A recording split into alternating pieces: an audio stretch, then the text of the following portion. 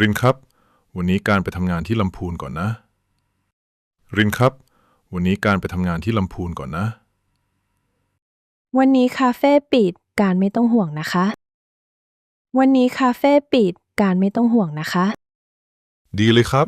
ลินจะได้พักผ่อนบ้างล้างเครื่องชงกาแฟหรือยังครับดีเลยครับลินจะได้พักผ่อนบ้างล้างเครื่องชงกาแฟหรือยังครับล้างเรียบร้อยแล้วค่ะวันนี้กะว่าจะทำความสะอาดตู้เค้กด้วย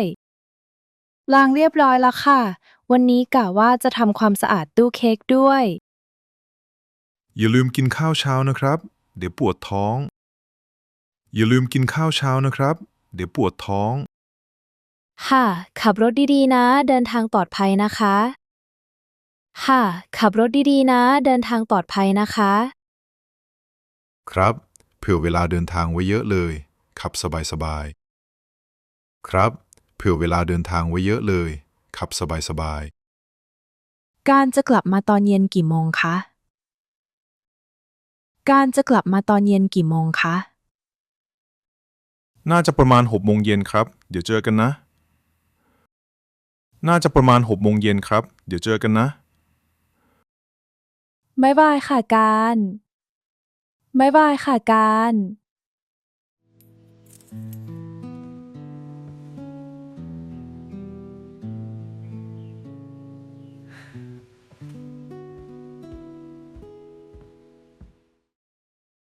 สวัสดีค่ะพี่ลิน วันนี้หนูมาเช้าหน่อยนะคะ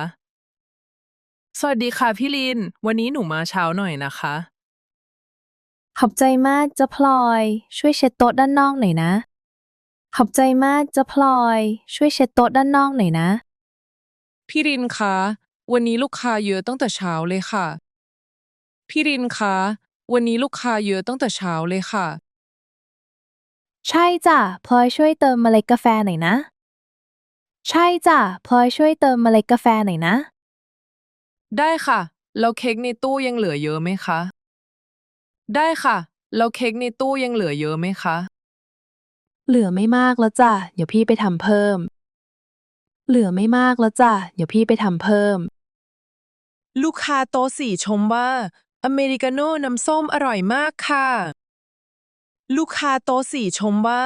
อเมริกาโน่น้ำส้มอร่อยมากค่ะ ดีใจจังพี่ใช้ส้มสายน้ำผึ้งสดๆเลยนะ ดีใจจัง พี่ใช้ส้มสายน้ำผึ้งสดๆเลยนะ หนูชอบทำงานที่นี่จัง บรรยากาศเหมือนอยู่บ้านเลย หนูชอบทำงานที่นี่จัง บรรยากาศเหมือนอยู่บ้านเลย พี่ก็อยากให้เป็นแบบนั้นจ้ะ เดี๋ยวบ่ายนี้พี่เลี้ยงขนมนะ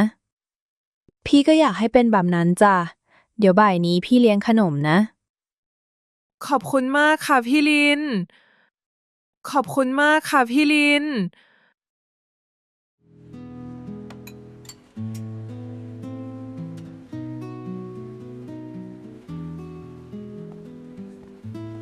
สวัสดี ซาโซดิกละกลับมาแล้วครับรินกลับมาแล้วครับรินเหนื่อยไหมคะการ วันนี้ที่ทำงานเป็นยังไงบ้าง เหนื่อยไหมคะการ วันนี้ที่ทำงานเป็นยังไงบ้าง ทำงานมาทั้งอาทิตย์เหนื่อยเหมือนกันนะเนี่ยทำงานมาทั้งอาทิตย์เหนื่อยเหมือนกันนะเนี่ยพักผ่อนเถอะค่ะเสาร์อาทิตย์นี้เรามีแผนเยอะเลย พักผ่อนเถอะค่ะเสาร์อาทิตย์นี้เรามีแผนเยอะเลย ผมอยากซื้อต้นไม้มาปลูกรอบบ้านครับผมอยากซื้อต้นไม้มาปลูกรอบบ้านครับดีค่ะ แล้วรินอยากจัดที่นั่งชั้นล่างใหม่ด้วย ดีค่ะ แล้วรินอยากจัดที่นั่งชั้นล่างใหม่ด้วย จะเพิ่มโต๊ะให้ลูกค้าเหรอครับจะเพิ่มโต๊ะให้ลูกค้าเหรอครับใช่ค่ะ อยากให้มีพื้นที่นั่งเล่นเยอะขึ้น ใช่ค่ะ อยากให้มีพื้นที่นั่งเล่นเยอะขึ้น การเห็นตรงมุมสวนยังว่างอยู่เราเอาโต๊ะไม้ไปวางดีไหมการเห็นตรงมุมสวนยังว่างอยู่เราเอาโต๊ะไม้ไปวางดีไหม ความคิดดีมากค่ะ เดี๋ยวเราไปดูที่ร้านต้นไม้พรุ่งนี้กัน ความคิดดีมากค่ะ เดี๋ยวเราไปดูที่ร้านต้นไม้พรุ่งนี้กัน พรุ่งนี้ตื่นสายได้นิดหน่อยนะ พรุ่งนี้ตื่นสายได้นิดหน่อยนะ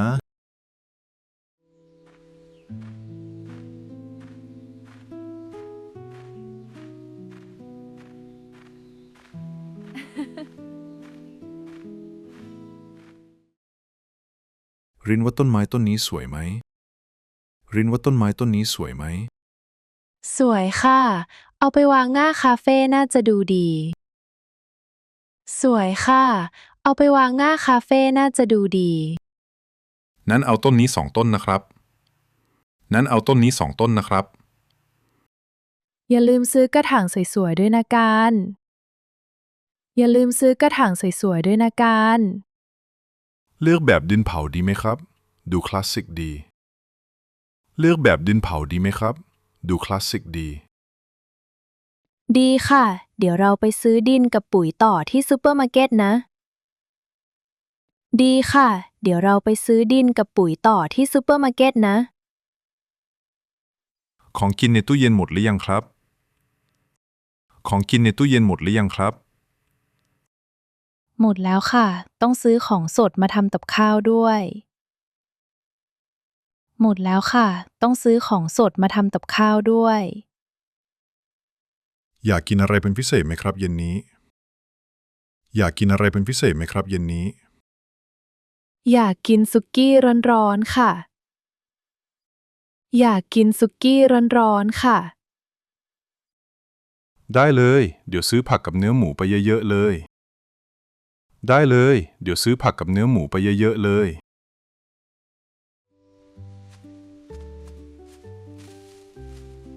ว้าว้า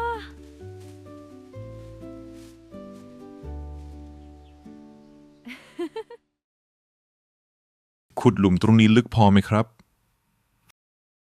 ขุดหลุมตรงนี้ลึกพอไหมครับ ลึกอีกนิดนึงค่ะ เดี๋ยวต้นไม้จะล้ม ลึกอีกนิดนึงค่ะ เดี๋ยวต้นไม้จะล้ม โอเคครับ เดี๋ยวลงดินแล้วรดน้ำเลยนะ โอเคครับ เดี๋ยวลงดินแล้วรดน้ำเลยนะ การคะช่วยรินยกโต๊ะตัวนี้ไปไว้มุมนู้นหน่อย การคะช่วยรินยกโต๊ะตัวนี้ไปไว้มุมนู้นหน่อย ได้ครับ เดี๋ยวผมช่วย ได้ครับ เดี๋ยวผมช่วย จัดบ้านใหม่แล้วดูสดชื่นขึ้นเยอะเลย จัดบ้านใหม่แล้วดูสดชื่นขึ้นเยอะเลย ลูกค้าต้องชอบแน่ๆ ลูกค้าต้องชอบแน่ เหนื่อยไหมครับ เดี๋ยวการไปหยิบน้ำให้ เหนื่อยไหมครับ เดี๋ยวการไปหยิบน้ำให้ ๆ ขอบคุณค่ะการ น่ารักที่สุดเลย ขอบคุณค่ะการ น่ารักที่สุดเลย พักก่อนนะเดูเย็นนี้เราทำสุกี้กินกัน พักก่อนนะเดูเย็นนี้เราทำสุกี้กินกัน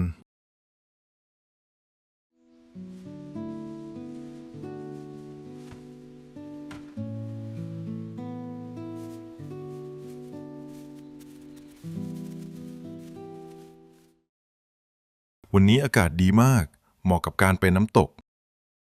วันนี้อากาศดีมาก เหมาะกับการไปน้ำตก รินเตรียมรองเท้าเดินป่ามาด้วยค่ะ รินเตรียมรองเท้าเดินป่ามาด้วยค่ะ ต้องเดินขึ้นไปไกลไหมครับ ต้องเดินขึ้นไปไกลไหมครับ ไม่ไกลมากค่ะ แต่ทางอาจจะลื่นนิดหน่อย ไม่ไกลมากค่ะ แต่ทางอาจจะลื่นนิดหน่อย ไปครับ ไปออกกำลังกายกัน ไปครับ ไปออกกำลังกายกัน เดินป่าเสร็จแล้วเราแวะพักที่ห้วยตึงเท่ากันค่ะ เดินป่าเสร็จแล้วเราแวะพักที่ห้วยตึงเท่ากันค่ะ ได้ครับ เราไม่ได้ไปที่นั่นมาหลายปีแล้ว ได้ครับ เราไม่ได้ไปที่นั่นมาหลายปีแล้ว ใช่ค่ะ เราไปด้วยกันครั้งสุดท้ายตอนเพิ่งเรียนจบเลย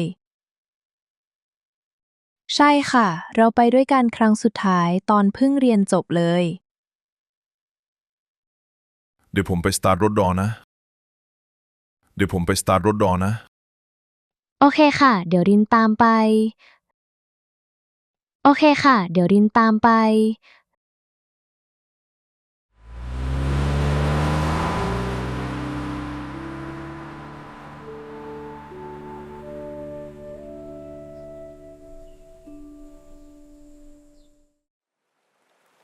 การดูนั่นสิ ผีเสื้อสวยมาก การดูนั่นสิ ผีเสื้อสวยมาก ธรรมชาติที่เชียงใหม่นี่ดีจริงๆ ธรรมชาติที่เชียงใหม่นี่ดีจริงๆ ระวังโขดหินตรงนั้นนะการ มันมีตะไคร่น้ำ ระวังโขดหินตรงนั้นนะการ มันมีตะไคร่น้ำ ได้ยินเสียงน้ำตกแล้วครับใกล้ถึงแล้ว ได้ยินเสียงน้ำตกแล้วครับใกล้ถึงแล้ว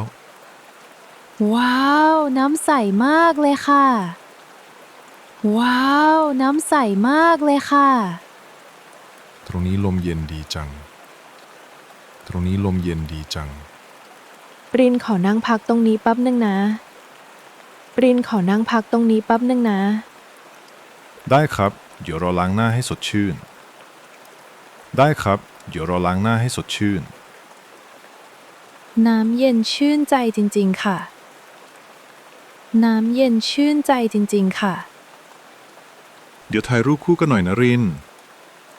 เดี๋ยวถ่ายรูปคู่กันหน่อยนะริน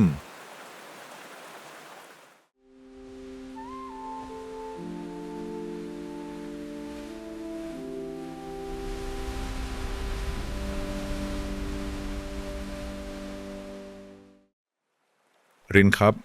การคิดว่าเราพร้อมจะมีลูกหรือยัง รินครับ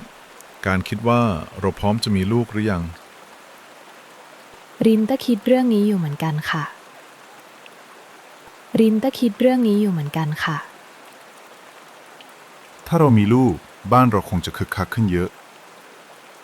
ถ้าเรามีลูกบ้านเราคงจะคึกคักขึ้นเยอะ ลินอยากให้ลูกโตมาในบรรยากาศแบบนี้ ลินอยากให้ลูกโตมาในบรรยากาศแบบนี้ เราต้องเตรียมตัวเรื่องค่าใช้จ่ายเยอะเลยนะ เราต้องเตรียมตัวเรื่องค่าใช้จ่ายเยอะเลยนะ ใช่ค่ะ แต่ถ้ารินจัดสรรเวลาในคาเฟ่ได้ ก็น่าจะดูแลลูกได้ ใช่ค่ะ แต่ถ้ารินจัดสรรเวลาในคาเฟ่ได้ ก็น่าจะดูแลลูกได้ การจะพยายามทำงานให้หนักขึ้นเพื่อครอบครัวเรา การจะพยายามทำงานให้หนักขึ้นเพื่อครอบครัวเรา เราจะช่วยกันสร้างอนาคตด้วยกันนะ เราจะช่วยกันสร้างอนาคตด้วยกันนะ อยากได้ลูกผู้ชายหรือผู้หญิงครับ อยากได้ลูกผู้ชายหรือผู้หญิงครับ อะไรก็ได้ค่ะ ขอแค่ลูกสุขภาพแข็งแรงก็พอ อะไรก็ได้ค่ะ ขอแค่ลูกสุขภาพแข็งแรงก็พอ การตื่นเต้นจัง แค่คิดก็มีความสุขแล้ว การตื่นเต้นจัง แค่คิดก็มีความสุขแล้ว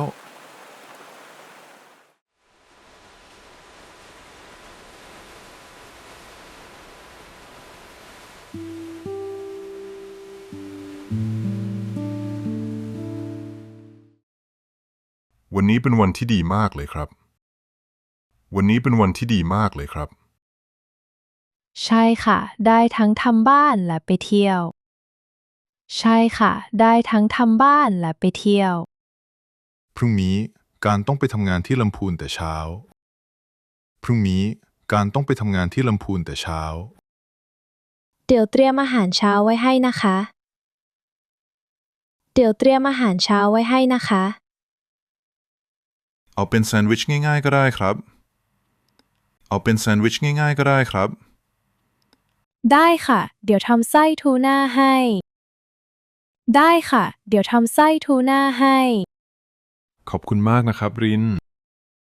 ขอบคุณมากนะครับริน ไม่เป็นไรค่ะ พักผ่อนเถอะ ไม่เป็นไรค่ะ พักผ่อนเถอะ รินก็นอนเร็วๆนะครับ รินก็นอนเร็วๆนะครับ